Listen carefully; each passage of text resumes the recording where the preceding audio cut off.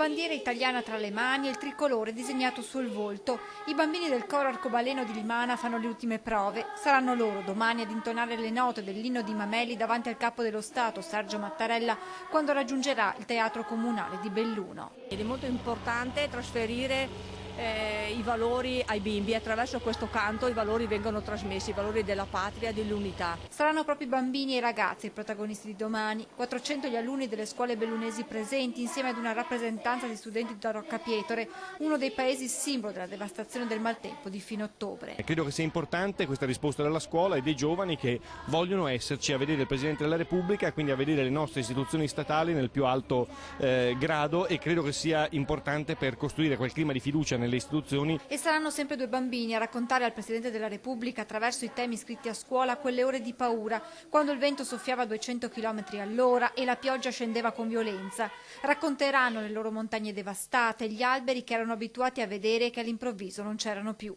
Al Teatro Comunale di Belluno Mattarella ricorderà quei giorni insieme ai sindaci dei comuni colpiti. All'esterno maxi schermo per consentire a tutti di seguire l'evento. Saranno due momenti molto importanti, significativi, e sarà anche un po' un abbraccio a questa popolazione che tanto ha sofferto, ma comunque ha avuto una grandissima forza per rialzarsi e per ricominciare. I bellunesi sono abituati a parlare poco, a lamentarsi poco e a lavorare molto. È una caratteristica umana che ha anche il Presidente Mattarella ed è anche questo uno dei motivi dell'orgoglio, credo, bellunese nell'accogliere il Presidente. La visita del Capo dello Stato inizierà a Longarone, dove Mattarella ricorderà le vittime della tragedia del Vajont, e poi si sposterà a Belluno al Teatro Comunale e, se sarà possibile, sorvolerà in elicottero le zone devastate.